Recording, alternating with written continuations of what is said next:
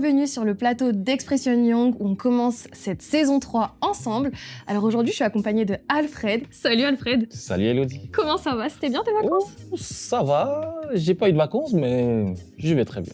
Ok, Et trop toi? bien. Moi, c'était super. Je suis partie à Madagascar Oh, et la classe. j'ai trop hâte d'y retourner. Eh ben dis donc. Aujourd'hui, on va aborder un thème spécial que vous attendez tous, le mariage. Et on a un invité. On a un super invité avec nous. Et bonjour Guy, enchanté. Bonjour Elodie, bonjour Alfred. Bonjour. Ok Guy, alors on est content de te recevoir sur le plateau. On aimerait que tu te présentes, parle-nous de toi, d'où est-ce que tu viens? Très volontiers. Je suis suisse, j'habite dans la région d'Yverdon. Je suis enseignant de formation et ça fait maintenant 30 ans que je travaille avec une mission qui s'appelle Jeunesse en mission, en particulier auprès des enfants, des jeunes et des familles. Et donc ce thème me réjouit beaucoup parce que c'est quelque chose que j'ai l'habitude d'explorer et d'enseigner. Et comment t'es tombé dedans? Enfin, le mariage, est-ce que ça t'est venu tout de suite comme ça ou plutôt... Oh non, moi quand j'étais jeune, je pensais que jamais une fille voudrait de moi. J'imaginais que quand je même. serais célibataire toute ma vie. Et puis j'avais une mauvaise image de Dieu, donc j'imaginais que s'il voulait me donner une femme, ce serait sûrement quelqu'un de moche et quelqu'un de détestable pour qu'il puisse me sanctifier au travers de ça. Donc j'avais une vision de Dieu tordue et du coup, j'avais pas l'impression qu'il avait des bonnes choses en réserve pour moi. Et finalement, qu'est-ce qui s'est passé? Puisque au final, tu es marié maintenant. Comment tu as rencontré ta femme? Qu'est-ce qui s'est passé? Raconte-nous. Ouais, c'est tout un chemin, hein. Je suis marié maintenant depuis 30 ans. 32 ans, Est-ce qu'on peut pardon. applaudir ça, s'il te plaît? Ah 32 oui, ans ça, quand c'est même, sûr, ouais. vraiment bravo. Et on est parents de 5 enfants et grands-parents de 4 petits-enfants. Mais je suis devenu chrétien à l'âge de 18 ans, donc je connaissais pas Jésus quand j'étais plus jeune. J'avais pas vraiment de relation avec des filles, mais bien sûr, depuis mon adolescence, je commençais à fantasmer, mais je vivais un peu dans mes rêves. J'osais jamais approcher une fille. J'étais timide, j'étais coincé, j'étais mal dans ma peau. Mm. Et quand je suis devenu chrétien, le Seigneur a commencé à guérir mon identité, à faire que je me sentais plus à l'aise, mieux dans ma peau. Et puis, je me souviens qu'à un moment donné, je suis tombé amoureux d'une fille au groupe de jeunes. Et puis, je lui ai proposé qu'on apprenne à mieux se connaître. Et puis, on a commencé une relation. Et puis, il semblait vraiment que Dieu nous avait préparés l'un pour l'autre. Et puis, au bout de 3 mois, elle a dit: «Écoute, je préfère arrêter et puis je crois pas que c'est ça». Donc pour moi, c'était très compliqué. Comment est-ce qu'on trouve la bonne personne? Est-ce que c'est Dieu qui nous téléguide vers la personne? Est-ce que si on passe à côté de la bonne personne, on va être célibataire toute notre vie? Ou alors est-ce que finalement on peut choisir avec le conseil de Dieu, de nos responsables, peut-être de nos parents, de notre pasteur, et puis essayer de trouver une personne avec qui on aura envie de construire ensemble quelque chose qui glorifie le Seigneur? Donc j'ai dû faire tout un chemin là au milieu. Comme j'ai été blessé au niveau de mes émotions dans quelques relations préalables où ça n'a pas fonctionné, du coup, moi, j'ai fermé mes émotions. Et puis, je me suis fait une liste de critères que je voulais trouver chez celle qui serait ma femme. Et du coup, après le groupe de jeunes, on allait des fois boire quelque chose au bar. Et puis, on était une quinzaine. Et je posais toujours des questions. Qui c'est qui a envie d'être missionnaire ici? Puis je regardais les filles qui levaient la main.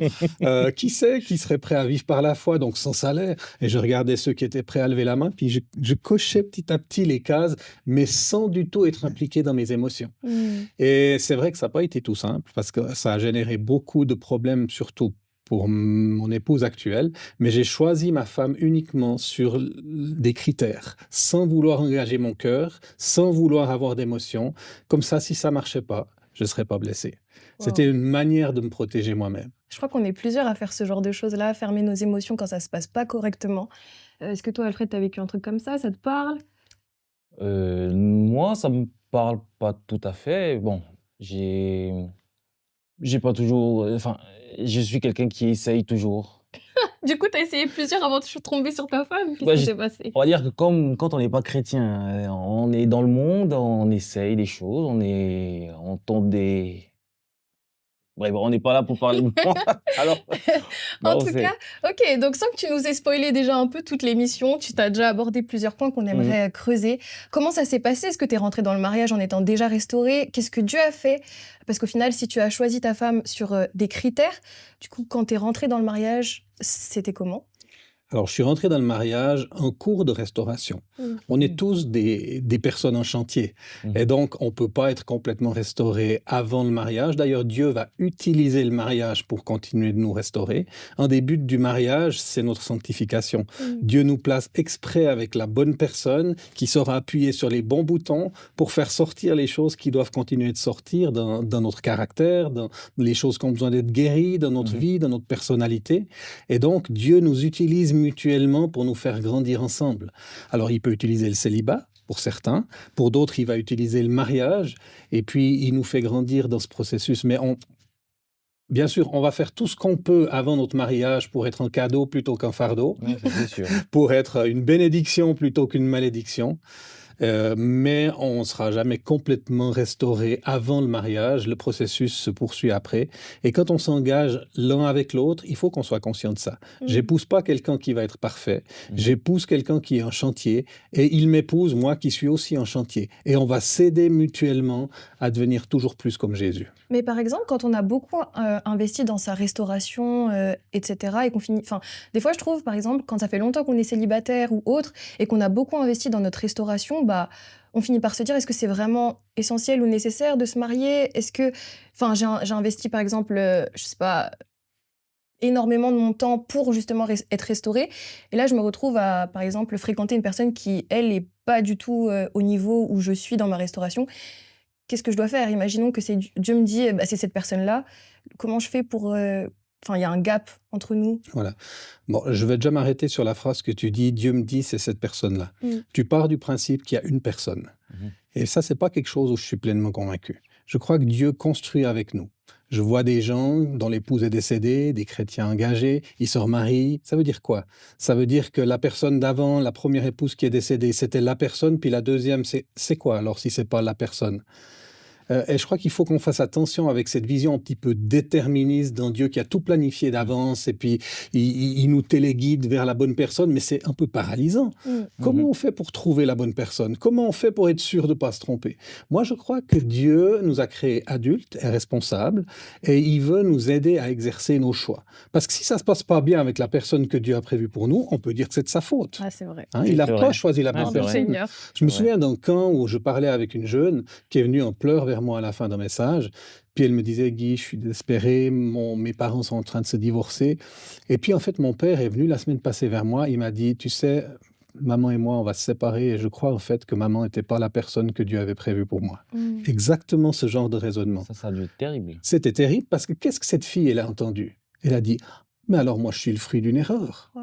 Donc, je ne devrais pas exister. Mm. Mhm. Et donc, cette fille, elle était complètement chamboulée, même sur la validité de son existence. Et donc, on peut très bien utiliser ce genre de choses spirituelles pour se dédouaner, puis mettre les choses sur Dieu, mais aussi, ça met une énorme pression sur nous, parce que finalement, on est déresponsabilisés, si ce n'est d'essayer d'être tellement connecté à Dieu qu'on veut être sûr de ne pas se tromper. Alors, des fois, j'entends des témoignages qui sont un petit peu étonnant. Je me souviens de ce chanteur de gospel aux États-Unis qui donnait ce témoignage dans un concert qu'il était en train de faire.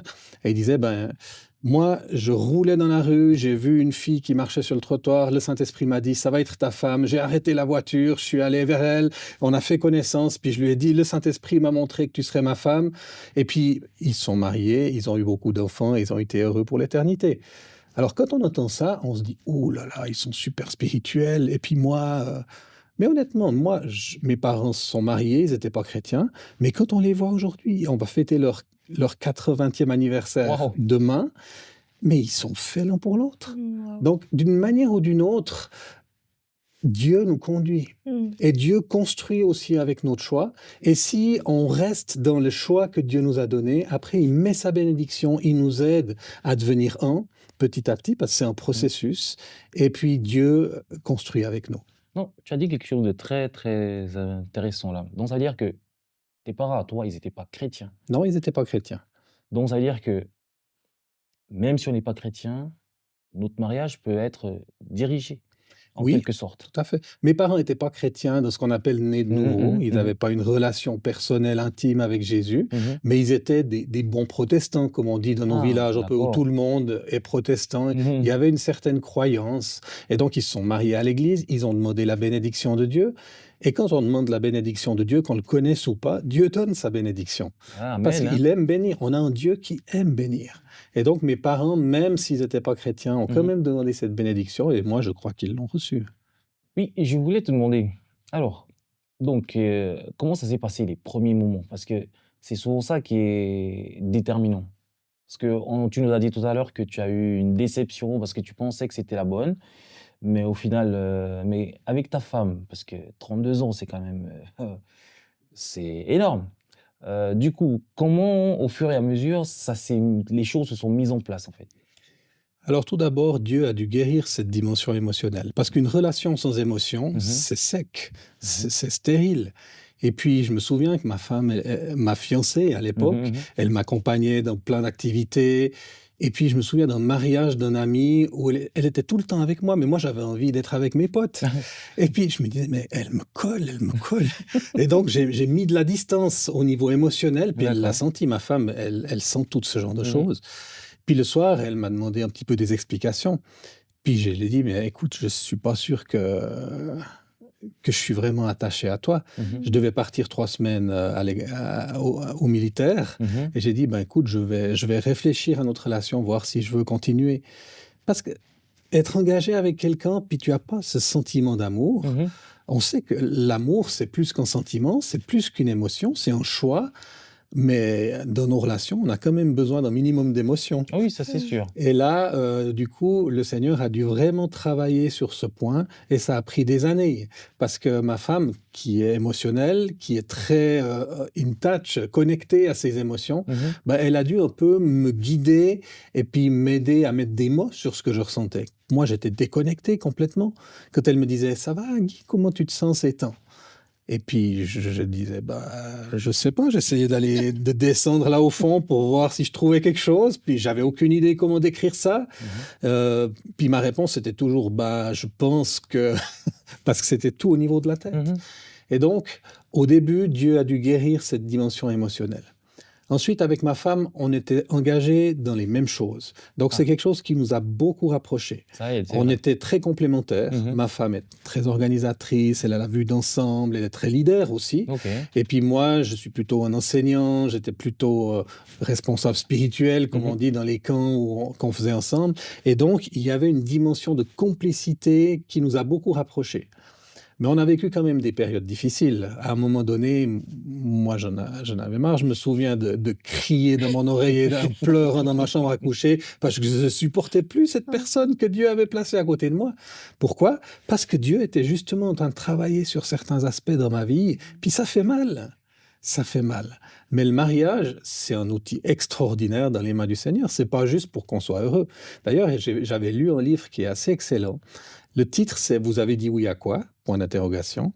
Et le sous-titre, c'est Et si Dieu avait prévu le mariage davantage pour nous rendre saints que pour nous rendre heureux? Mm. Et j'ai trouvé Ah. ça très intéressant et ça nous aidait à comprendre certaines des incompréhensions ou des conflits par lesquels on a passé parfois. Oh, faut juste redire le titre parce que. Oui, c'est les éditions BLF que vous pouvez Mhm. trouver sur Internet. Le titre, c'est un auteur qui s'appelle Gary Thomas. D'accord. Et le titre, c'est Vous avez dit oui à quoi? Point d'interrogation. Le sous-titre, Et si Dieu avait prévu le mariage davantage pour nous rendre saints que pour nous rendre heureux? Alors, cherchez ce livre, ça va vous aider. C'est l'accomplissement du verset des Proverbes, hein. Le Mhm. faire aiguise le faire, Mhm. et l'amitié d'un homme aiguise la personnalité de son prochain. Quand j'étais jeune et non marié, je pensais pour devenir plus saint, plus proche de Dieu, il fallait aller à l'église, on a un super message, on s'avance à la fin pour recevoir la prière, quelqu'un prie pour nous, on est bouleversé, on rentre à la maison, puis on est plus saint qu'avant. Mm. Puis un jour, je me suis marié. Et là, j'ai réalisé que c'était bien plus facile d'être saint quand j'étais célibataire que quand j'étais marié. Parce que je peux plus me cacher, j'ai quelqu'un qui est tout le Ouais, temps c'est là. ça, c'est Et ça. puis, mes bons côtés, ils sortent, mais aussi mon égoïsme, Mhm. mon orgueil. À tout moment, ça revenait à la surface. Et puis, par amour pour ma femme, j'ai voulu changer. Et c'est Dieu qui utilise justement cette relation d'alliance qu'il nous donne pour pouvoir continuer à nous aiguiser justement, pour D'accord. qu'on soit toujours plus comme lui. Et qu'est-ce que tu aurais aimé savoir avant de te marier, du coup? Ben ça, c'est quelque chose que j'aurais bien voulu savoir. Parce que pour moi, le mariage, c'était pour être heureux. Mmh. Mhm. Et le Seigneur a commencé à travailler là-dessus bien avant que je sois marié. En fait, je me sentais rejeté, je me sentais pas aimé, je me sentais incapable, je me sentais nul. Donc j'avais l'impression que si j'avais une copine qui deviendrait ma femme, bah, ça voudrait dire que je suis quelqu'un. Mmh. Et des fois, on cherche dans notre conjoint la personne qui va répondre à tous nos besoins selon la richesse de sa grâce. Mais il n'y en a qu'un qui peut Mhm. faire ça. Et puis pendant des mois, voire des années, j'ai essayé de trouver ça chez une fille. Et tant que je trouvais pas de fille, c'était la preuve que j'étais nul et pas assez bien. Donc c'était un peu un cercle vicieux. Et je me souviens d'une soirée, dans le groupe de jeunes, c'était une soirée de prière. Et puis il y a une prophétie. Une prophétie, c'est quelqu'un qui reçoit une impression de Dieu Mhm. pour quelque chose qui se passe dans le cœur d'une personne qui était là. En l'occurrence, c'était moi. Et la personne qui a prophétisé a dit, il me semble qu'il y a ici au milieu de nous une personne pour qui le mariage devient tellement important que ça prend la place de Dieu dans sa vie. Et ce soir, le Seigneur te demande de lui donner ton droit de se marier Amen. et puis de le laisser décider pour toi. Et puis moi, j'ai bataillé à l'intérieur. J'ai dit, c'est pas pour moi, Seigneur, ça c'est pour un autre. Je suis pas fait pour être tout seul, Seigneur. Et j'ai commencé à batailler jusqu'à ce que finalement je craque Mmh. et je fléchisse le genou et je dis, Mmh. mais je décide de faire confiance à Dieu aussi pour ce domaine. Mmh. Et donc, en pleurant, j'ai donné au Seigneur mon droit de me marier. Un peu comme Abraham a été d'accord de donner son fils Isaac, Mhm. Dieu l'a redonné. Mmh. Mais Dieu, il voyait ce qui se passait dans mon cœur, il voyait la place que ça prenait, et en fait, je m'attendais davantage à ça Mhm. qu'à lui pour pouvoir me développer. Et donc, c'est des choses où Dieu a commencé à me travailler. Je pense que j'aurais voulu savoir, avant de me marier aussi, comment revenir l'un vers l'autre quand on a eu un conflit. Mhm. Mmh. Parce que les Ah conflits oui, font partie de la vie. exactement. Et tout le monde a des conflits. Ah, ça? Très Tu es marié depuis quelques années, je suis sûr que tu as déjà découvert ça. Oh oui. Je me souviens, notre voyage de noces, on est allé en Israël avec mon épouse. Mhm. Et puis, au bout de 3 jours, je crois, un matin, ma femme est arrivée vers moi complètement agressive. Mmh. Mais pourquoi t'as dit ça? Mais pourquoi t'as fait ça? Elle était super excitée. Et moi, qui n'aime pas les émotions, je me suis senti complètement agressé. J'ai Ok. monté tous mes mécanismes de défense. Mmh.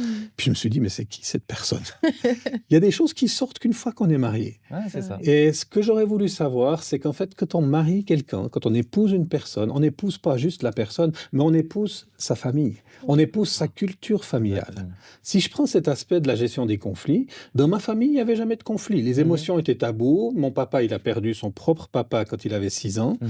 Donc, il a verrouillé ses émotions et il n'y avait pas d'émotions chez nous Mmh. avec mon papa. Donc, moi, je pensais que les conflits, ça n'existait pas. J'ai jamais vu mes parents se disputer. D'accord. Et s'il y en avait, ben, je ne saurais pas comment les résoudre parce que j'ai jamais vu Oui. d'exemple de résolution de conflits. Ma femme, elle vient d'une famille où il y avait constamment des conflits. Les gens, quand ils n'étaient pas d'accord, ils criaient les uns sur les autres. Mais pourquoi t'as dit ça? Etc. Après, ils s'expliquaient, ils se pardonnaient, ils tournaient la page et ils avançaient. Mmh. Puis un jour, on s'est mariés.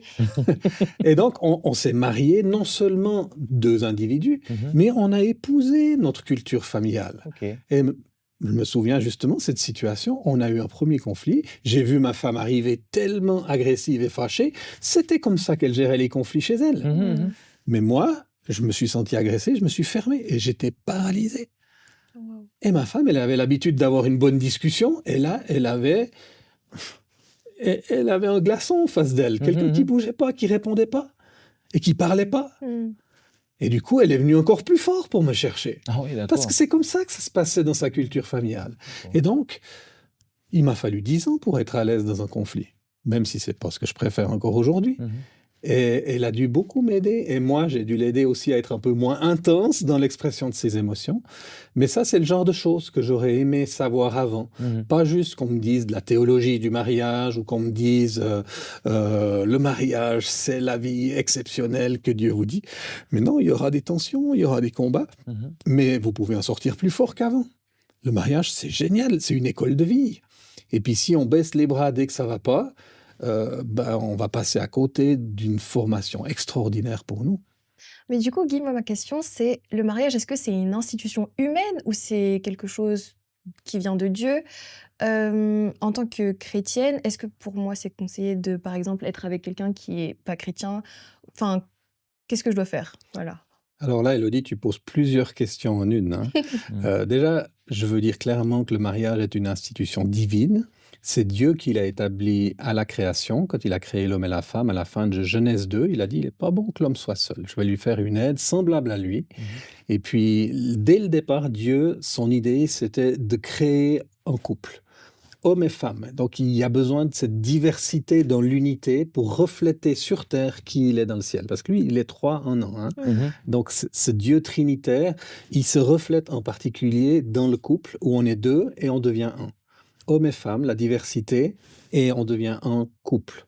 Et donc, cette institution créée par Dieu, c'est le cadre de bénédiction que Dieu nous a donné pour expérimenter certains des plus beaux cadeaux qu'il ait fait à l'humanité, donc la sexualité, des choses comme ça.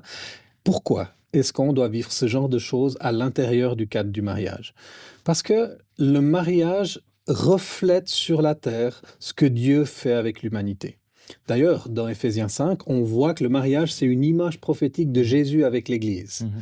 Donc, Jésus, il s'est pas marié quand il était sur terre, mais un jour, il va se marier. On D'accord. parle dans l'Apocalypse des noces de l'agneau, Mmh. et il prépare son épouse. Ça veut dire, on fait partie de son épouse, tout le monde, Mmh. et un jour, il y aura cette union entre Jésus et son épouse. Mmh. Et d'une manière mystérieuse, la relation qu'on a l'un avec l'autre, en fait, elle témoigne de ce que Jésus veut vivre avec l'Église au niveau du type de relation qu'il aimerait développer avec elle. Mmh. Mmh. Et puis, Dieu se présente à plusieurs reprises comme le Dieu de l'alliance. C'est vrai. On voit ça dans l'Ancien Testament, qui veut dire littéralement l'ancienne alliance, hein. Mmh. C'est pas le testament, le papier, la lettre qu'on C'était ouvre au la décès de l'alliance nos avec grands-parents. Abraham, là. Testament, Mmh. c'est le sens d'une alliance. Dieu a fait alliance avec un peuple, avec une nation, Mmh. avec une famille, en fait. Et puis dans la nouvelle alliance, Dieu ouvre ce partenariat d'alliance à tous ceux qui veulent en faire partie, dans toute l'humanité.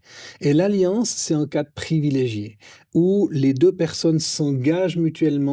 Normalement, une alliance, c'est solide, surtout si Dieu est impliqué dedans. Mmh. Et donc, le mariage, ça devrait refléter cette dimension d'alliance. On peut très bien cohabiter ensemble, mais vous savez que les couples qui cohabitent et qui ne se marient pas, ils se séparent 6 fois plus que les couples mariés. Mmh. Oui, il y a D'accord. une explosion de divorces aujourd'hui, bien Mmh. sûr. Et puis des fois, c'est la moins pire solution dans certaines situations, surtout s'il y a des abus ou ce genre de Mmh. choses. Mais Dieu dit dans le livre de Malachie qu'il déteste le divorce. Du coup, enfin, je suis d'accord, il y a plein de divorces, et cetera. Mais au final, j'ai plus l'impression que ce qui pose problème, c'est plutôt la notion d'engagement. Oui, Mmh. ouais, ouais. On est dans la génération Z, qui est la génération FOMO, hein, Fear of Missing Out. On n'a pas envie de passer à côté d'autre chose. Mmh. Donc, si je m'engage et que je me bétonne dans une alliance avec quelqu'un, puis que tout d'un coup, après, je rencontre quelqu'un de mieux, Mmh. ben, c'est difficile. Et c'est là aussi où le mariage exprime cette dimension de sanctification. Être saint, ça ne veut pas dire être parfait. Être saint, ça veut dire être mis à part. Donc, si je choisis d'aller avec une personne, je dis oui à cette personne, je dis non à toutes les autres. Et c'est un Mmh. choix à un moment donné que je fais de m'engager dans une alliance. Et ça, c'est un engagement à long terme. Et ça fait peur à cette génération. Mmh. Parce qu'il y a toutes sortes d'expériences. Beaucoup de gens ont vu leurs parents se divorcer. Mmh. Ils ont perdu un petit peu ce rêve que le mariage peut être pour la vie. Mmh. Ils ont perdu cette notion idéale quelque part. Et puis, c'est un petit peu dommage parce que finalement, ça vole toute la notion de cet engagement qui est magnifique. On apprend à rester fidèle l'un à l'autre, Mmh. même dans les moments où c'est plus difficile. Et j'en ai eu des moments difficiles, même les moments de maladie. J'ai eu un cancer, j'ai eu une crise cardiaque, j'ai eu toutes sortes de choses où j'ai failli mourir. Et ma femme a été super présente. L'année passée, en Tanzanie, ma femme a failli mourir dans un accident. Ben, j'ai été super présent à ses côtés. Et puis, on ne va pas partir dès qu'il y a quelqu'un tout d'un coup qui nous semble plus facile. Mmh. Parce que l'alliance de Dieu, elle est solide. Et sur Terre, je veux montrer aussi ce même type d'alliance. Parce que je veux refléter sur Terre ce qui est au ciel. Mmh. Et comment réussir finalement à faire confiance à Dieu, par exemple, quand on a eu déjà des expériences passées? Comment on peut lui faire confiance dans le fait qu'il est capable de faire une chose nouvelle dans notre futur mariage ou dans une nouvelle relation? C'est une question très importante que tu poses là. J'en ai parlé un petit peu avant quand j'ai parlé de mon Mmh. propre parcours. Et ce qui m'a été très utile, c'est de pouvoir parler avec quelqu'un. Ouais. Quelqu'un qui a un petit peu d'expérience, Mhm. pas juste me dire c'est ma relation avec une fille, puis Mhm. je gère ça tout seul, un peu en privé. Non, je fais partie d'une famille spirituelle, j'ai des parents spirituels, des gens plus âgés, des gens qui ont passé par ce genre de questionnement, même des gens qui ont vécu des échecs. Mhm. Et ils peuvent me conseiller, ils peuvent m'écouter, ils peuvent prier avec moi. Et souvent, ça m'aide à remettre de la clarté, puis ça m'aide à progresser dans ma propre guérison par rapport à ces mauvaises expériences. Mmh. C'est le défi quand on a vécu des expériences difficiles et Mhm. douloureuses, c'est qu'on ne doit pas juste rester avec les conséquences de ces expériences-là, mais on doit vraiment pouvoir expérimenter le pardon, la guérison, la délivrance que Dieu veut nous donner Mmh. pour qu'on puisse aborder une nouvelle relation pas avec ça dans le background, et puis qu'on soit influencé justement par les mauvaises expériences, mais qu'on puisse donner pleinement sa chance à la nouvelle personne. Mais des fois, ça peut aussi faire peur, de se dire: «Je m'engage avec quelqu'un et en fait, cette personne-là, elle va voir tous mes mauvais côtés». Genre, Mhm. comment on gère ça finalement? Bah, bien sûr, j'espère que ça fait peur d'engager avec quelqu'un. Mmh. Moi, quand je me suis marié, j'étais convaincu que je pourrais jamais rendre ma femme Mmh. heureuse. Et puis, ça a été quelque chose avec lequel j'ai beaucoup bataillé, toujours à cause de mon image de moi qui était médiocre, à cause de tout ce que j'ai vécu de rejet dans l'adolescence. Et puis, ça a pris du temps, même pendant les premières années de mon mariage, pour guérir ceci. Et donc, le mariage, bah, il y a un moment donné, je veux pas dire tu sautes dans le vide, mais tu fais un choix de t'engager tout en sachant pas comment ça va tourner. Mais si tu gardes ton cœur tourné vers Dieu, si tu restes dans l'humilité et puis tu restes dans la vulnérabilité en étant prêt à t'ouvrir à d'autres personnes, eh ben, je pense que Dieu va utiliser les difficultés qui vont venir, en fait, pour te faire grandir, puis vous rapprocher et vous souder encore plus. Mais ça, c'est quelque chose où il faut mettre sa foi là-dedans. Oui, c'est ce Ah que oui, j'allais ah dire. oui, On dirait qu'on clairement. met juste le pied Ouais. sur l'eau sans vraiment savoir, bah, qu'est-ce que ça va être finalement. Ouais, Parce c'est que ça. j'ai l'impression qu'on peut être super bien préparé, avoir travaillé sur nous, mais au final, quand on met le pied dedans, heu, on dirait que sans Dieu, c'est vraiment C'est ça. compliqué. Voilà. On fait des préparations au mariage pour des jeunes. Donc, c'est sur 6 à 10 sessions, on se voit, on parle, puis on prend plein de scénarios possibles qui pourraient arriver. Heu et c'est très intéressant parce qu'ils discutent comment ils réagiraient, puis tout d'un coup, on peut identifier des points de tension possibles qui pourraient arriver une fois qu'ils seront mariés. Mais ça, c'est la théorie. Mhm. Et puis 2 ans après, quand le mariage est fait et puis qu'on est dans la réalité de la relation, bah, tout ce qui est d'orgueil, tout ce qui est d'indépendance, tout ce qui est d'égoïsme et toutes ces Mmh. choses-là, ça ressort à la surface. Ah oui, c'est vrai. Et je dirais, le plus important, c'est d'avoir des personnes de référence avec lesquelles on peut parler, qui nous aiment, qui sont bienveillants, mais qui peuvent nous questionner Mhm. sur des choses très intimes et personnelles, pas par curiosité, mais pour qu'on puisse exprimer les choses qui sont difficiles pour l'un, pour l'autre, et puis qu'on puisse travailler sur ces choses avec le regard bienveillant de Mmh. gens qui ont un petit peu d'avance sur nous. Oui, Guy, j'aimerais qu'on revienne sur la période de fréquentation. Tu nous as un peu parlé, tu nous as un peu dit que du coup, il n'y avait pas forcément the bonne personne, c'est vraiment un choix d'aimer et de s'engager. Mais je voulais savoir si par exemple, on fréquente déjà quelqu'un, comment savoir si c'est la volonté de Dieu ou si on peut rentrer dans la volonté de Dieu avec cette personne-là? Est-ce que c'est plutôt positif ou si c'est négatif? Comment on fait pour savoir si on doit continuer ou pas? C'est difficile. Mmh. Je vais dire les choses comme ça. Dans le monde qui nous entoure, on est composé de 3 parties, hein, le corps, l'âme et l'esprit. Et l'âme, c'est les émotions, l'intelligence et ces choses-là. Dans le monde qui nous entoure, des fois, quand on commence une relation, on commence avec le corps. Mhm. Parce qu'on est attiré physiquement, puis il y a quelque Mhm. chose d'animal en nous. La sexualité est un don de Dieu, elle est en nous. Puis si on éveille ça trop vite, bah, on aura envie de pouvoir coucher avec la première fille ou le premier gars qu'on va rencontrer. Et beaucoup de jeunes, ils font leur virée du week-end pour aller à la disco ou pour aller au bal avec ça en tête. Mhm. Et je pense qu'en tant que chrétien, on devrait vivre les choses dans l'autre sens. Commençons par l'esprit. Mmh.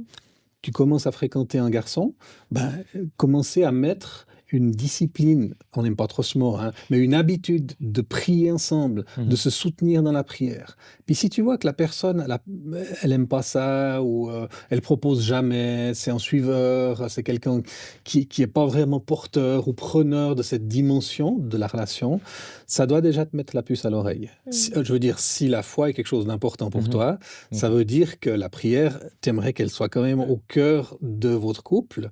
Et puis la prière va être justement quelque chose qui va vous aider à sortir des situations où il y aura des nœuds dans l'avenir.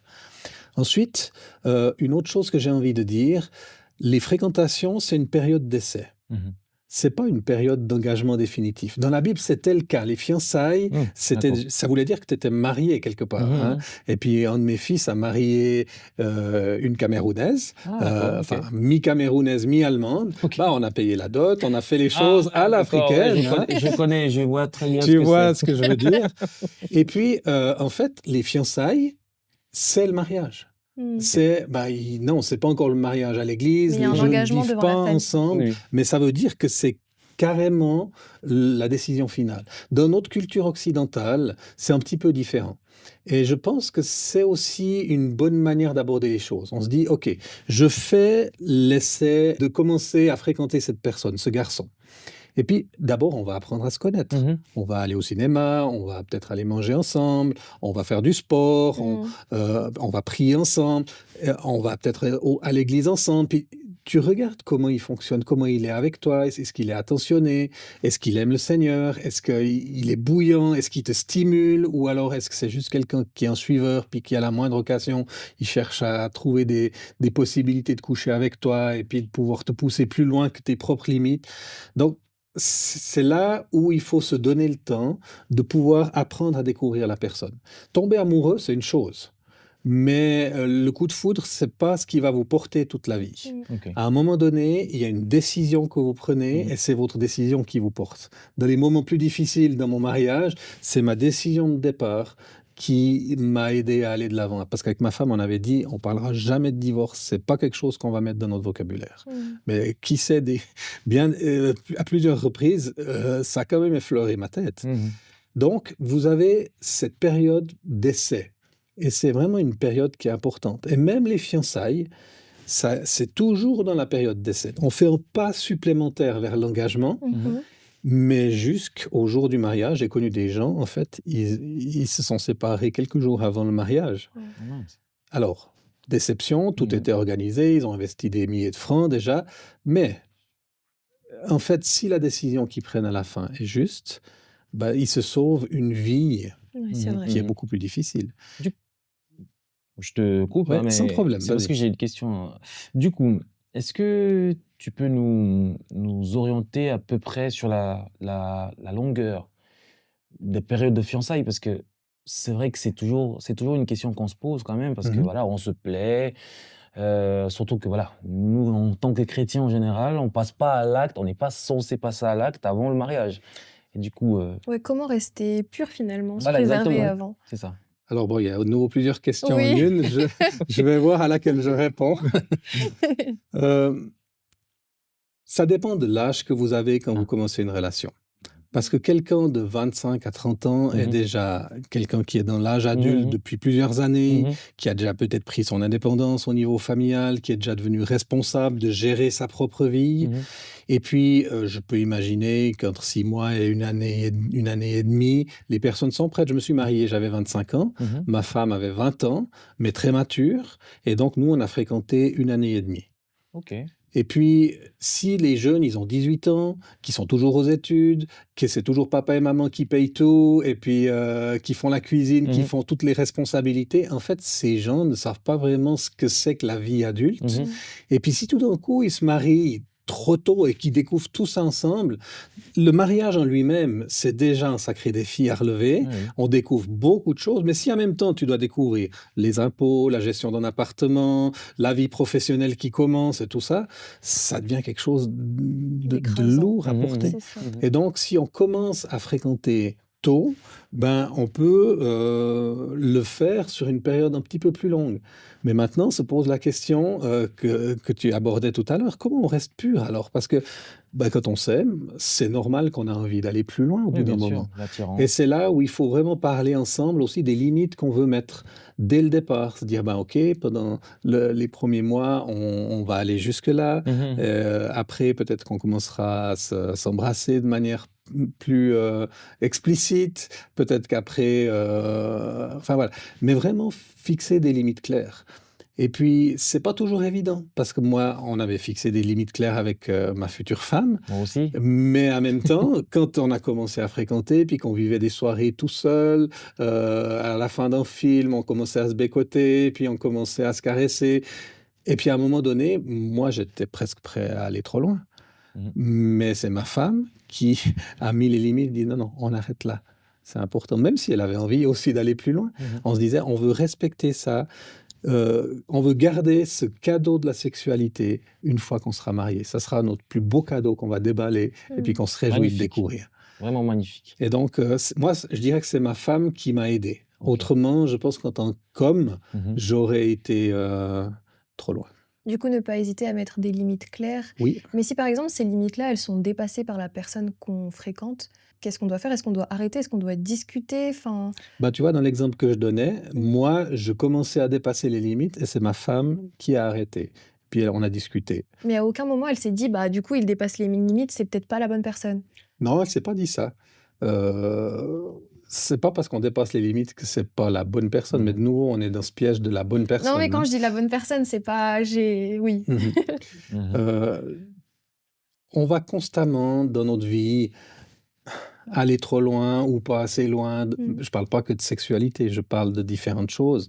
Peut-être dans notre colère ou dans les choses qu'on exprime dans la relation. Et puis on a vraiment besoin de parler. Parler ensemble, se pardonner. Le pardon, c'est quelque chose. S'il n'y a pas le pardon dans le mariage, ben, c'est foutu d'avance. Mhm. Parce que vous allez les deux, vous allez vous blesser mutuellement. Et c'est dans les relations où on est le plus ouvert, le plus vulnérable. Et Dieu sait que le mariage en est une. C'est là qu'on va se faire le plus mal. Mais c'est aussi là qu'on va recevoir le plus de bénédictions, Mhm. puis on va avoir aussi les moments les plus heureux. Mais comme toutes nos gardes sont baissées, on est dans la confiance, on est complètement ouvert, bah, il suffit des fois d'une parole, il suffit d'une attitude, il suffit de quelqu'un qui va trop loin, bah, on peut blesser l'autre.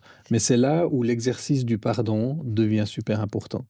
Maintenant, si tu es avec une personne qui constamment veut dépasser les limites et puis te met sous pression, puis dire ouais mais moi j'aimerais vraiment aller plus loin, tu veux pas, donc pour moi c'est une preuve que tu m'aimes pas. Si tu m'aimes alors tu vas faire ça pour moi. En fait, ça doit aussi te mettre la puce à l'oreille. Le problème, c'est que quand tu commences à t'attacher physiquement à une Mhm. personne, on parle déjà de s'embrasser, de se caresser, euh, puis on peut même des gens qui vont se caresser les parties intimes. Moi, je dis attention, hein. Une relation sexuelle, c'est pas juste pénétration. Une relation sexuelle, c'est une relation avec le sexe de l'autre. Même si tu entres pas dedans ou que tu le reçois pas, donc, il faut qu'on mette des limites claires et garder des choses. Mais c'est pas facile. Mhm. Et dans la Bible, on voit plein de gens, même des personnes comme David, qui était un homme selon le cœur de Dieu, bah, Ah oui, il a il a dépassé craqué beaucoup aussi. de choses. Oui, oui. Mais c'est pas parce qu'une personne va craquer dans ce domaine qu'elle va être rejetée par Dieu et puis qu'on doit mettre un jugement sur elle. Je trouve que c'est pour ça que c'est important d'être entouré, Oui. finalement. Parce que peut-être Mhm. que si David, il était entouré à ce moment-là, ben, ce serait peut-être pas arrivé. Ouais, puis en même temps, il était peut-être entouré de gens qui vivaient comme ça dans la Mm. culture de l'Ancien Testament. C'est vrai. Donc, je sais pas si Et en les plus, gens. en étant roi, c'était un peu compliqué de lui dire quelque chose, hein. Ah, c'était aussi compliqué de lui Mhm. dire quelque chose, Mhm. ouais. Il y a des femmes qui ont essayé, puis il semble qu'elles y arrivaient. Mhm. Mais ouais, l'exercice du pardon. Si tout d'un coup on va trop loin avant le mariage, ben, le chemin, c'est de pouvoir en parler, puis se Mm. dire, est-ce qu'on va continuer à alimenter ça? Est-ce qu'on veut foncer dedans maintenant que la barrière est ouverte? Ou alors est-ce qu'on veut revenir en arrière, puis on va se repentir, on va en parler à quelqu'un, on va confesser, hein, confesser vos péchés les uns aux autres et prier les uns pour les autres afin que vous soyez guéris. Donc cette démarche d'humilité, je ne suis pas tout seul. Mhm. Je confesse que je suis allé trop loin et je reçois le pardon de Dieu et puis on rétablit les limites. Et ça, c'est quelque chose qui peut se faire. Si la personne ne veut pas, alors moi, j'arrêterai tout de suite. Parce que ça veut dire que c'est une personne, en fait, qui veut nous utiliser Mhm. pour son propre bien, puis qui nous manipule, même émotionnellement. Hein, si tu fais pas, alors tu m'aimes pas. Et il faut qu'on soit vigilant. Un des fruits de l'esprit, c'est la maîtrise de soi. Et si, pendant la période des fréquentations, c'est une très bonne période pour inviter le Saint-Esprit à développer ce fruit en nous. Si la personne ne peut pas se maîtriser, pardon, comment ça va se passer plus tard? Quand tu seras enceinte, puis que ton mari veut coucher avec toi, Mhm. puis tu es mal à l'aise, tu pas confortable, quand tu as tes règles, puis que tu peux pas avoir de relations sexuelles, puis qu'il ne sait pas se maîtriser, c'est vraiment la période pour développer ce fruit. Et je crois que c'est super important de pouvoir en parler librement. Dans l'Église, on a malheureusement trop souvent des tabous sur ce genre de choses. Et puis, si tu couches avant le mariage avec la personne, ça devient le péché impardonnable. Et puis, Mhm. tu vas sur le banc des pénitents ou des repentants à l'arrière de l'Église, puis on te met sous la honte publique pour que tu changes. Dieu ne nous change jamais par la honte. Et Dieu, il nous change par l'amour, et c'est la bonté de Dieu qui nous pousse à la repentance. Et donc, on reçoit de Dieu cette capacité d'aller plus loin. Mais bien sûr, pour ça, il faut que les deux soient engagés et puis aient envie d'aller plus loin. Ce qui me fait rebondir sur la question que tu posais tout à l'heure, Jose, ça va? Oui. Est-ce qu'on peut sortir avec un non-chrétien, se marier avec un non-chrétien? Bien sûr, mais tu dois le faire en connaissance de cause. Mhm. Je me souviens d'un camp de ski où on était avec des jeunes, puis à la fin d'un message, c'est un jeune qui m'a dit c'est marqué où dans la Bible qu'on ne peut pas sortir avec un non-chrétien? Puis j'ai dit ok, il y a bien un verset qui parle de ne pas se mettre sous le même joug que les infidèles, mais il n'y a pas de verset très clair. Donc je priais intérieurement, puis je disais Seigneur, il faut que tu m'inspires pour pas que je lui donne une réponse religieuse ou juste un verset biblique, mais quelque chose qui l'aide à comprendre. Et puis là, j'ai eu une idée. Et puis j'ai posé une question, il y avait une centaine de jeunes. Puis j'ai dit, qui c'est qui à la maison a un parent chrétien et l'autre pas? Souvent, c'est la maman qui est Mhm. plutôt Oui, chrétienne et le papa exact. qui l'est pas. Ouais. Puis il y a 7 ou 8 jeunes qui ont levé la main. Puis je leur ai posé la question, c'est facile à la maison quand vous voulez parler des choses de Dieu? Et puis il y a eu un silence un peu gêné. J'ai dit, vous voyez, si vous sortez avec un non-chrétien ou une non-chrétienne, ça veut dire que dans votre cœur, cette relation amoureuse, vous la mettez plus haut que Dieu Que lui-même, Dieu. que votre relation avec Dieu. Ça veut dire que Dieu n'est pas votre passion première. Ça veut dire qu'il y a des idoles dans votre vie. Ça veut Mhm. dire qu'il y a des choses sur lesquelles travailler. Parce que si tu épouses un non-chrétien, vous ne pourrez pas prier ensemble. C'est vrai. Ben oui, tu iras vers des autres de l'Église pour Mhm. prier. Ça ne veut pas dire qu'il va t'interdire d'aller à l'Église. Ça ne veut pas dire que ça sera quelqu'un de méchant. Mais ça veut dire que ce qui est le cœur de ta vie, c'est pas le cœur de la sienne. Donc ça veut dire qu'il y a des choses centrales que vous ne pourrez pas partager. Et puis des ressources que vous ne pourrez pas utiliser ensemble parce que vous ne partagerez pas cette même foi. Donc moi, j'encourage toujours les jeunes à se dire, qu'est-ce que tu as envie de construire avec ta vie? Une relation, un mariage, pour moi, c'est Dieu qui appelle 2 personnes ensemble. Mhm. Et donc, on va avoir un appel commun à partager. Est-ce que cette personne, elle est consciente de son appel? Est-ce qu'elle a envie de servir Dieu aussi, que ce soit dans une profession séculière ou que ce soit dans un ministère ou quoi que ce soit? Et je crois qu'on doit se poser ce genre de questions et faire très attention. Tu ne dois pas être conduit par le coup de foudre. Tu peux Ok. tomber amoureux d'un non-chrétien, Mhm. mais tu peux te dire, ah ouais, mais cette personne, elle ne connaît pas le Seigneur, donc je ne veux pas m'engager plus loin dans cette relation. Et puis Dieu peut enlever cet amour. Il l'a fait pour moi à quelques reprises, et j'ai pas laissé ce coup de foudre se développer trop. Je parlais du coup de foudre tout à l'heure. La durée moyenne du coup de foudre, c'est 1 année et demie, d'après les spécialistes. Ah, d'accord. Donc ça veut dire qu'au bout d'1 année et demie, ta relation, elle repose plus sur ce Sur ça. sentiment amoureux qui te Exactement. fait guili-guili, et puis Mhm. tu te sens tellement bien quand tu es dans sa présence. Tu deviens tout d'un coup super conscient de tous les défauts et de tous On les ouvre les problèmes qui yeux, sont comme on là. dit. Ouais, des gens disent l'amour rend aveugle, mais le mariage rend la vue. Parce qu'une fois que tu es marié, tu vois les choses telles qu'elles Ouais, sont. c'est vrai. Et c'est super important de pouvoir parler de ces genres de choses avant. Donc moi, une fois que je suis devenu chrétien, que Dieu a travaillé dans mon cœur, mon premier critère, c'était je veux une chrétienne. Parce que je veux construire une famille chrétienne, donner toutes les chances que mes enfants puissent connaître le Seigneur Mhm. et que sur plusieurs générations, on puisse le servir. Et si je veux une famille comme ça, il faut un compagnon qui soit chrétien aussi. Ça, c'est sûr.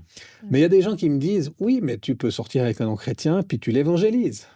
Mhm. Puis il va peut-être se convertir. Alors, je vais vous dire, j'ai fait des camps de ski avec des centaines et des centaines de jeunes. Et je vais vous dire que sur les centaines et les centaines de jeunes que j'ai vus, il y a que 2 situations où j'ai vu le non-chrétien se convertir et se tourner vers Jésus. Ça peut arriver, Mhm. hein, je dis pas que c'est pas possible. Mais je vais dire dans 98% des cas, c'est plutôt le chrétien qui se refroidit Ouais, c'est ça. ou même qui quitte la foi. Mhm. Et puis c'est compliqué. Ou alors des fois, on retrouve les personnes 20 ans plus tard, elle a épousé un non-chrétien, et puis elle est tout le temps en train de se plaindre que c'est difficile à la maison, qu'il veut pas venir à l'église, qu'il veut pas prier, et tout ça. Puis des fois, j'ai envie de dire, mais on t'avait averti. Mhm. Mais j'essaie de faire preuve de compassion, de soutien. Les personnes, des fois, sont déjà mariées quand une des personnes vient au Seigneur. Mhm. Et puis, il faut vraiment voir ces gens comme des missionnaires. Ils sont dans un peuple non atteint, un conjoint qui n'est pas encore chrétien. Mhm. Et puis, comment est-ce qu'on aide son conjoint à petit s'approcher de Jésus? Il faut beaucoup de sagesse. C'est pas toujours en lui cassant les pieds puis en lui parlant constamment de Jésus, parce qu'au bout d'un moment, ça va l'irriter, ça va le fermer. Et puis c'est surtout pas forcément comme ça que Dieu vient à nous. Non. Ouais. Mais en tout cas, nous, on a été très, très, très heureux de partager sur ce sujet avec toi. Vraiment. On espère qu'il y aura quand même une partie 2 parce que c'est à creuser encore, je pense. Exactement. Volontiers. Pour clôturer cette émission, moi, j'aimerais que tu nous donnes des conseils pour se préparer peut-être au mariage ou si on est dedans. Qu'est-ce que tu nous conseilles de faire? Est-ce qu'on doit continuer d'être accompagné ou pas? Dis-nous tout. Ouais. Moi, je pense que c'est bon de continuer d'être accompagné, avant ou après. Dieu nous place, quand on est chrétien, pas juste dans une relation personnelle avec lui. Il nous place dans une famille, Mhm. avec des gens plus jeunes que nous, avec des gens plus âgés. Et les plus âgés, ils ont une expérience de vie. Et moi, j'encourage les jeunes à se connecter aux autres générations. Et trouver des gens, et sans forcément que ce soit le pasteur ou la personne en vue, charismatique, super populaire, mais des fois quelqu'un qui est peut-être pas si visible que ça, mais vous sentez que son cœur, c'est quelqu'un d'intègre, c'est quelqu'un de droit, c'est quelqu'un qui a déjà une petite expérience de vie. Approchez-vous de personnes comme ça et dites-lui, est-ce que tu serais d'accord qu'on se voit de temps en temps pendant l'année, puis tu me poses des questions, j'ai besoin de quelqu'un que je peux contacter aussi quand j'ai des moments plus difficiles. Est-ce que tu serais d'accord d'être comme un papa spirituel ou une maman spirituelle pour moi? Donc c'est vraiment quelque chose que j'encourage les jeunes. Ne faites pas de vos fréquentations et de vos relations des affaires privées. En Afrique, c'est très clair. Oui, oui, ça C'est fait. très public. Mhm. Mais en Europe, dans notre société individualiste, Caché. des fois, on vit son truc Oui, avec oui, c'est Dieu. ça. Et puis, on se marie devant Dieu, juste nous Exactement. deux. Et puis, il Oui, n'y a c'est pas ça. de témoin. Et puis, je dis aux jeunes, non, connectez-vous dans la famille de Dieu. Mhm. C'est pas une bénédiction, une malédiction de se dire, il faut aller à l'église, on s'ennuie, c'est nul, pour pas dire d'autres mots. Mais c'est une bénédiction et c'est une protection. Ok. Amen. Amen. Merci beaucoup Guy, merci Avec beaucoup plaisir. Alfred. Merci, Elodie. Merci à vous pour avoir regardé cette émission. On espère que ça vous bénira et que vous repartirez avec des clés concrètes pour vous préparer au mariage ou en tout cas pour mieux le vivre. Et on vous dit à très vite. Merci. Bye bye. À très vite.